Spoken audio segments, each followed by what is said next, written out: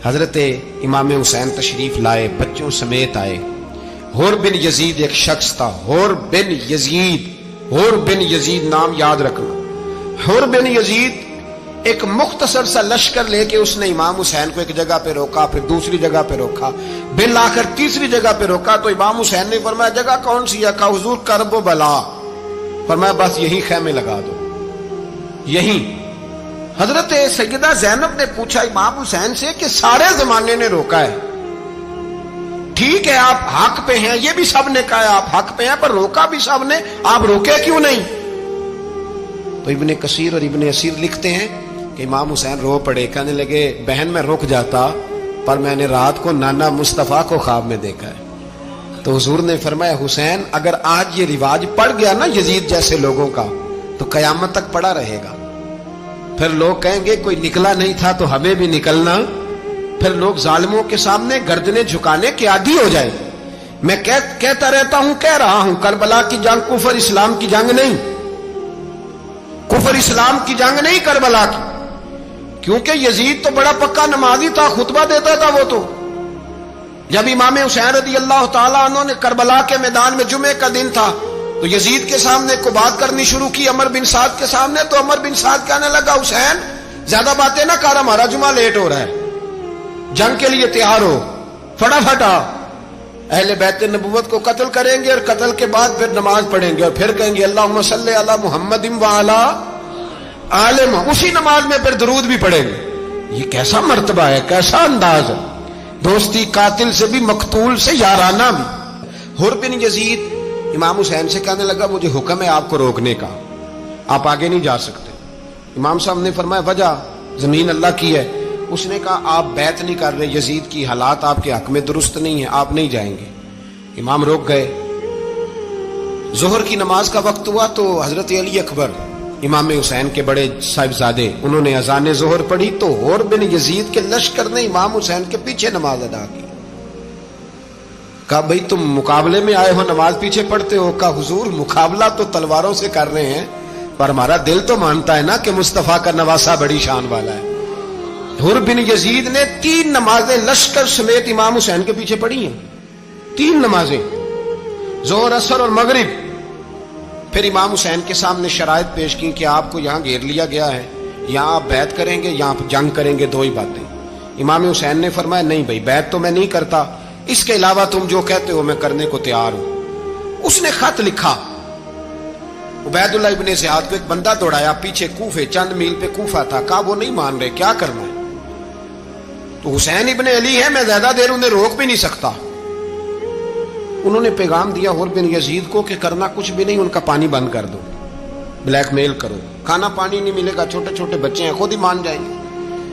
حضرت امام علی مقام کے بارے میں حور کے پاس جب یہ پیغام آیا تو حور کہنے لگا میری طبیعت نہیں مانتی حسین پر پانی بند کروں، دل نہیں مانتا۔ جب یہ لفظ کہے نا دوبارہ تو پھر عبید اللہ ابن زیاد نے عمر بن سعد کو 10,000 آدمی دے کے بھیجا، کہا حور بن یزید لچک دکھا رہا ہے حسین کے حق میں۔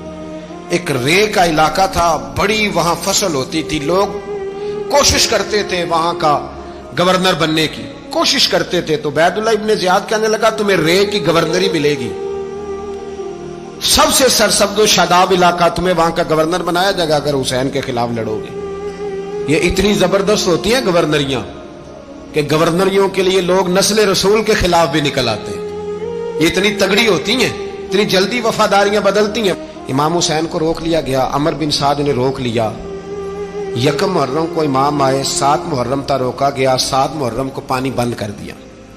جانور پانی پیتے تھے، گھوڑے پیتے تھے، کتے پیتے تھے، لیکن مصطفیٰ کے گھرانے کو پانی پینے کی اجازت 3 دن تک پانی بند رہا۔ 9 محرم کو عمر بن سعد نے اور لوگ بلائے۔ شمر ایک بڑا سخت آدمی تھا، سنگ دل بدبخت، جس نے حضرت علی اصغر کے گلے پر تیر مارا تھا، وہ اور لشکر لے کے آیا۔ رات کو کہنے لگا امام حسین رضی اللہ تعالیٰ عنہ سے کہ بس بڑا ہو گیا، یہ 9-10 محرم کی درمیانی رات، یا آپ جنگ کریں گے یا آپ بیعت کریں گے، 2 ہی باتیں۔ امام حسین اندر گئے، سیدہ زینب سے مشورہ کیا، باہر آئے، فرمایا بات وہی ہے جو پہلے دن والی ہے۔ او بھائی بچے ساتھ ہو، सहरा का इलाका हो, तपती हुई रेत हो, इतने कठिन और सख्त हालात, चारों जानब मौत ही मौत, दूर दूर तक अपनों का नामो निशान कोई नहीं, और अकेले फैसला करने वाले इमाम हुसैन, बाकी सारे बच्चे हैं या औरतें, सारे बड़े अकेले। इमाम हुसैन रज़ी अल्लाह ताला अन्हु ने फरमाया, भाई बैत तो मैं नहीं करता, बाकी जो तुम्हारा प्रोग्राम है। शिमर और इब्ने साद कहने लगे फिर जंग के लिए तैयार हो जाएं। क्या अंदाज है इमाम हुसैन का।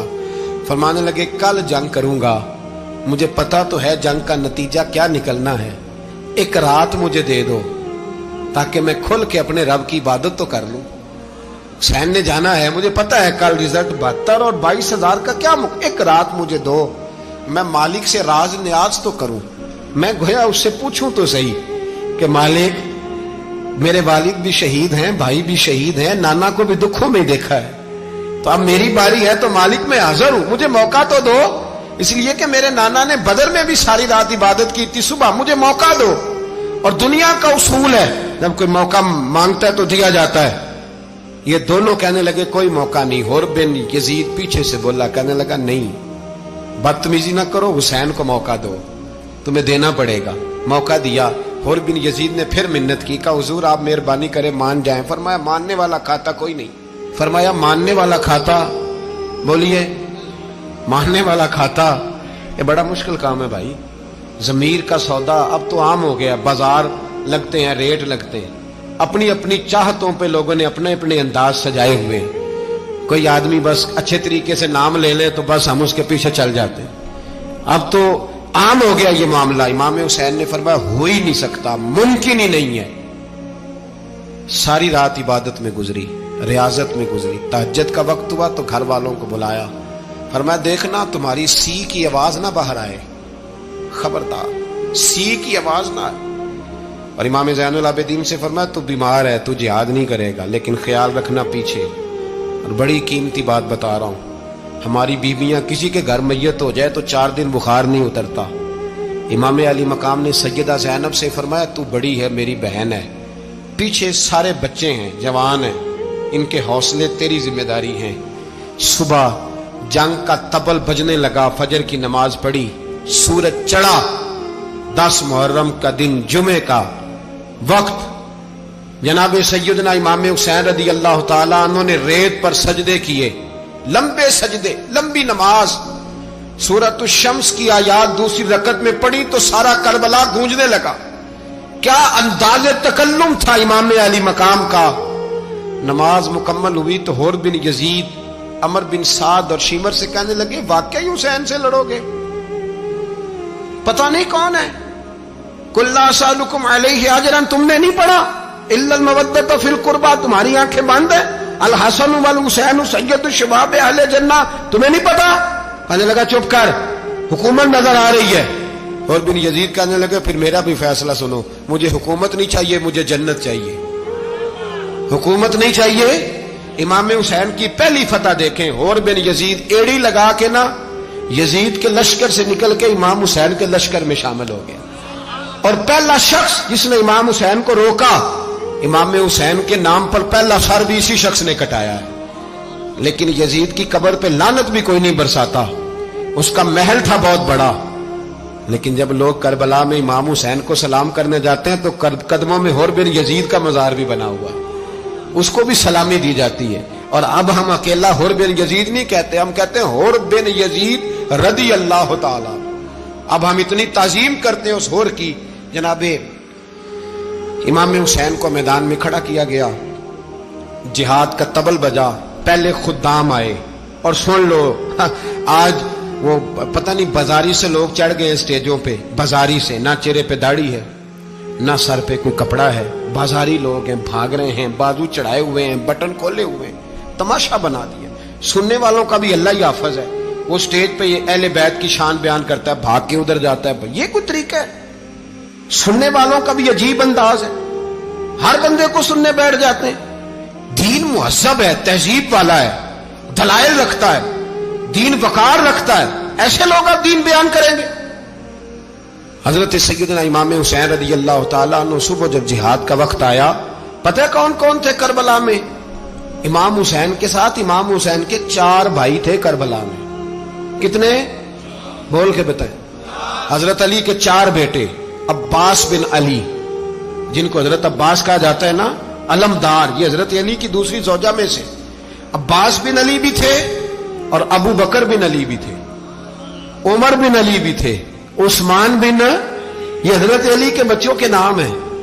یہ آپ کے شہزادے امام حسین کے ساتھ شہید ہوئے. ان کا نام صرف اس لیے نہیں لیا جاتا کہ ان کا نام خلفائے ثلاثہ کے نام پہ، حضرت علی نے اپنے یاروں کے نام پہ رکھا ہے تو تم نے کربلا کے میدان سے خارج کر دیا. یہ تینوں شہزادے حضرت جناب سیدنا امام حسین کے ساتھ تھے، یہ بھی شہید ہوئے. حضرت جناب زینب امام حسین کی سگی بہن ہے. ان کے 2 بچے تھے، اون و محمد. جب امام حسین میدان میں جانے لگے تو جناب زینب بچوں سے کہنے لگی نہ، پہلے بھائی نہیں جائے گا، پہلے بھانجے جائیں گے. 2 بچے شہید ہوئے. حضرت قاسم بن حسن امام حسن کے بیٹے تھے. وہ جب میدان میں جانے لگے تو امام حسین نے کہا نہیں بھائی تو نہیں جائے گا، تو میرے بھائی کی نشانی ہے، میں جاؤں گا. تو حضرت قاسم بن حسن نے ایک تعویذ کھول کے دیا کہ ابا جی میرے والد نے کہا تھا جب بڑی مشکل آ جائے تو تعویذ کھول کے دیکھنا. تو آج بڑی مشکل آئی ہے تو میں نے تعویذ کھولا ہے، تو یہ دیکھیں کیا لکھا ہے. یہ تو رکا ہے، تعویذ ہے ہی نہیں. جب کھول کے دیکھا تو اس پہ لکھا تھا قاسم اگر حسین پہ کوئی کڑا وقت آ جائے تو بیٹے کے آگے آگے رہنا، اگر کڑا وقت میرے بھائی پہ کبھی آ جائے نا دیکھنا اس کے آگے آگے چلنا، اسے حسن کی کمی نہ محسوس ہو. پائیاں جیا ساک نہیں کوئی جے وچ خار نہ ہوئے. سیدنا امام حسین پہلی دفعہ کربلا میں اس وقت روئے جب یہ رکا. آپ نے دیکھا تو فرمایا ٹھیک ہے، اگر حسن کی یہ وصیت ہے تو میں نے زندگی میں اگر ان کی ہر بات مانی ہے اب بھی مانوں گا، تمہیں اجازت ہے. جناب قاسم بن حسن 16 سال کا جوان جب میدان میں نکلے تو ہائے ہائے پتہ نہیں کہاں سے آ گئی ہے. امام قاسم بن حسن جب میدان میں نکلے تو تبری سے لے کر علامہ ابو الاسناد صاحب سب کو پڑھ کے تو دیکھو. 3 دن کی پیاس ہے، شدید آزمائش ہے، دکھ ہے، تکلیفیں ہیں، پھر بھی پہلی دفعہ جب میدان میں گئے ہیں واپس آئے ہیں 19 لوگوں کو قتل کر کے واپس آئے. 19 لوگوں کو ایک بار میں حضرت ایسے ہی تماشا بنا دیا. مظلوم تھے وہ تو رو رہے تھے. ہر مقرر یہ کہہ رہا ہے کہ وہ تو بار بار کہ ابا پانی مل جائے، پانی آ جائے، ترس گئے. خدا کا خوف کرو، یہ دلیر لوگ تھے. ان کی باتیں آج بھی پڑھ کے دلیری پیدا ہوتی ہے، دلیری پیدا ہوتی ہے، دلیری. سناؤ قصہ خیبر کو تمامی اپنے بچوں کو. علی کی داستان سن کے دلوں سے ڈر نکلتا ہے. علی کی داستان سن کے دلوں سے یہ جو بچے ڈر رہے ہیں نا، وہ چمگادڑ آ گئی، کاکروچ آ گیا، یہ خوف نکل جائے گا اگر حضرت قاسم بن حسن کی بات سنے گی. درجنوں لوگ آپ نے قتل کیے. ایک دفعہ آئے کہا چاچا یزید کا لشکر تو بڑا ہی بزدل ہے، اگر چند قطرے پانی میرے حلق سے گزرے تو میں سارے کاٹ کے لے آؤں گا آپ کے پاس، چند قطرے. لیکن تھوڑی دیر گزری، عمر بن سعد کہنے لگا اکیلے اکیلے جاؤ گے تو علی کا پوتا ہے، یہ سب کو مار دے گا، کٹھے جاؤ. چاروں جانب سے تیر برسے. ایک تیر لگا آ کے گردن کے پیچھے، بس جناب سیدنا قاسم بن حسن گھوڑے سے نیچے گرے. تو جناب زینب حوصلہ کر کے آنسو سمیٹ کے کہنے لگی میں دیکھ رہی ہوں پردے کے پیچھے سے حسین میرے بھائی کا بیٹا گر گیا ہے، جا اسے اٹھا کے لا. حضرت امام حسین ان کو اٹھا کے لائے تو امام حسین نے سینے سے لگایا ہوا تھا تو ان کے پیر، ان کا قد لگتا تھا امام حسین سے زیادہ ہے. اٹھا کے لایا، لٹا دیا گیا. امام حسین کے اپنے بڑے بیٹے میدان میں نکلنے کو علی اکبر نام ہے. جب جن لوگوں نے حضور کو نہیں دیکھا تھا وہ جب کہتے نا ہم نے نبی پاک کا دیدار نہیں کیا تو بتاؤ کس طرح کے تھے، تو بتایا جاتا تھا کہ جناب علی اکبر کا دیدار کرو، ہم شبیہ مصطفیٰ. اور جب وہ گلیوں میں نکلتے تھے تو عورتیں چھتوں پہ چڑھ جاتی تھیں. جناب علی اکبر رضی اللہ تعالیٰ عنہ تلوار لے کے میدان میں نکلے.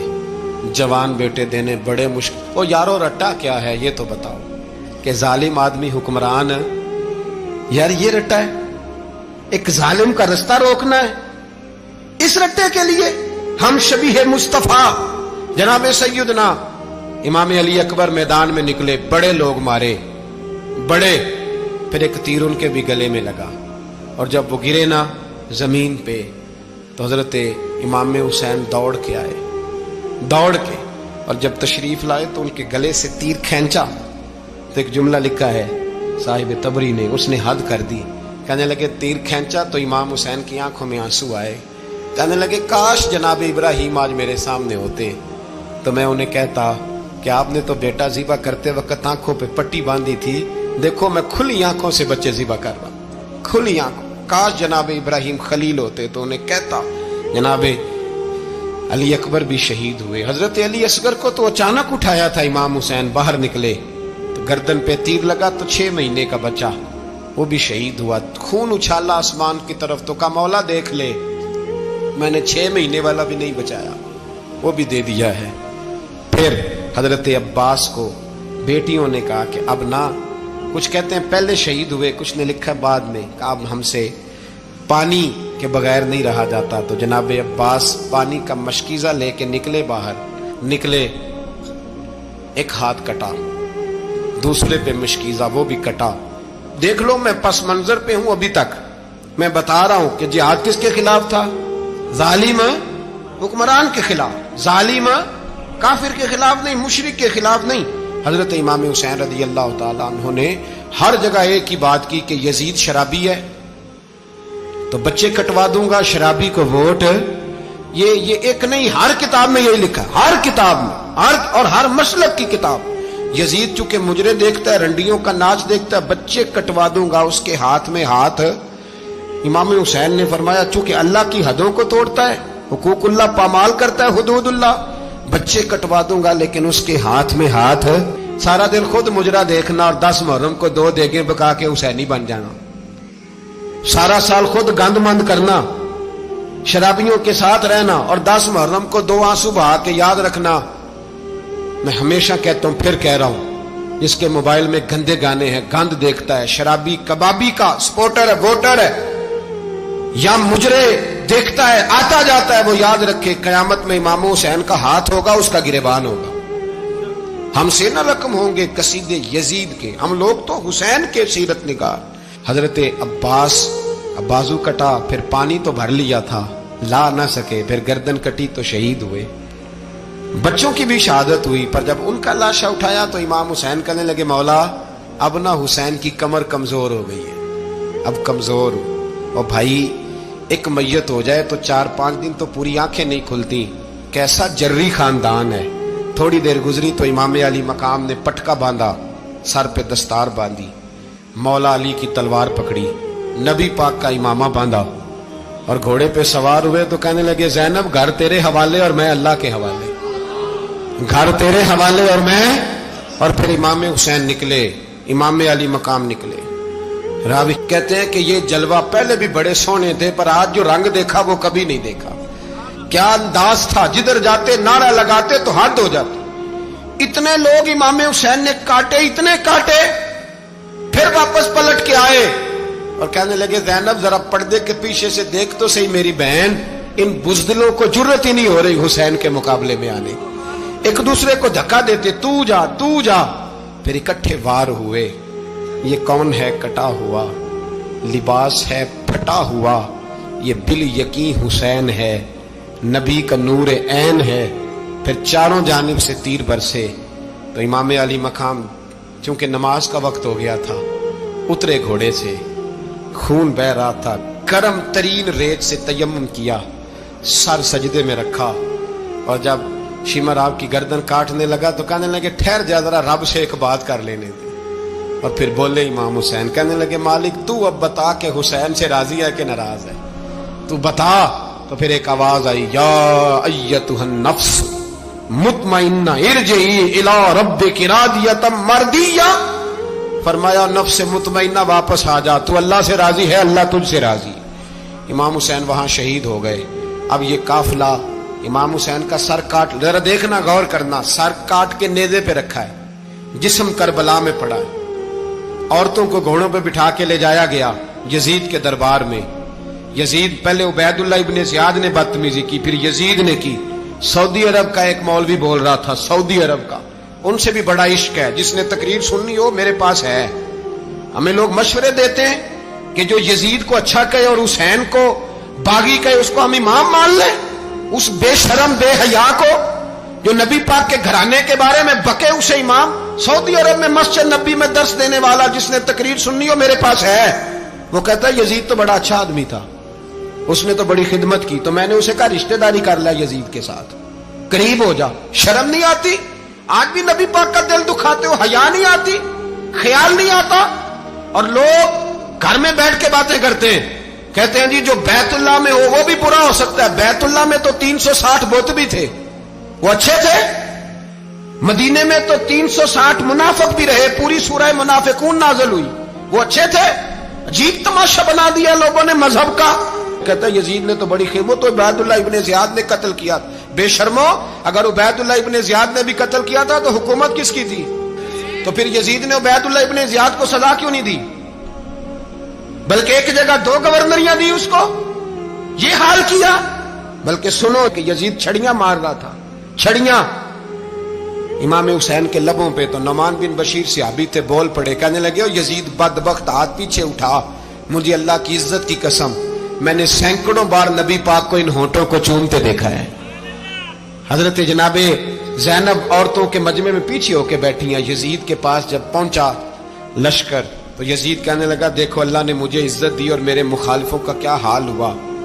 تو بی بی زینب بول پڑی, اتنے صدمے سہے پر آواز توانا ہے, جاندار ہے, جاندار. ہمارا کسی بندے سے جائیداد کا رٹا نہیں, ہم تو چاہتے ہیں امت اکٹھی ہو جائے, لیکن جو بندہ نبی پاک کی ماں کو دوزخی کہے, حضور کے باپ کو جہنمی کہے, یزید کو امیر المومنین کہے, اس کے ساتھ اتفاق رائے کر لیا جائے, یہ مذہب ہماری سمجھ میں نہیں آتا, بالکل نہیں آتا, قطعاً نہیں ہماری سمجھ میں آتا. کیسے اتحاد کر لیا جائے؟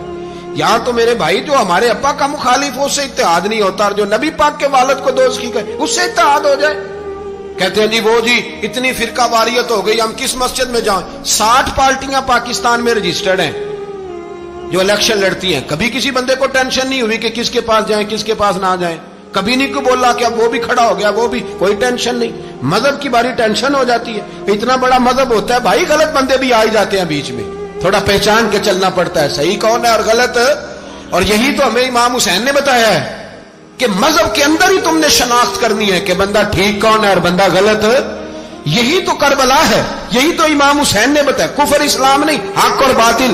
تو سمجھیے گا حضرت سیدہ زینب نے جب سنا نا کہ یہ کہہ رہا ہے کہ مجھے اللہ نے عزت دی, تو جناب زینب بولی, نعمان بن بشیر کہتے ہیں بی بی بولی, اتنے صدمے ہیں پر جناب زینب بولی اللہ اکبر, اس انداز میں بولی کہ پہلے قرآن مجید کی آیت پڑھی, کہنے لگی وَتُعِزُّ مَن تَشَاءُ وَتُذِلُّ مَن تَشَاءُ بِيَدِكَ الْخَيْرُ إِنَّكَ عَلَىٰ كُلِّ شَيْءٍ قَدِيرٌ. اور پھر کہنے لگی یزید تو بکتا ہے, کہتا ہے کہ تو عزت والا ہو گیا, یہ تیری حکومت ہے, 4 دن گزرنے دے, تجھ پہ کوئی لعنت بھی نہیں برسائے گا, اور میرے بھائی کا قیامت تک ممبروں میں اور خطبوں میں ذکر ہوا کرے گا, وقت گزرنے دے.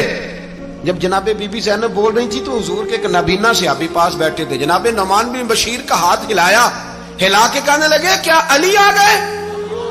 تو علی کی آواز لگتی ہے, جبریل امی بول رہے ہوں جیسے, حکمت کے گوہر رول رہے ہوں جیسے, دربار دمشق میں بی بی زینب کا خطاب, منبر پہ علی بول رہے ہوں جیسے.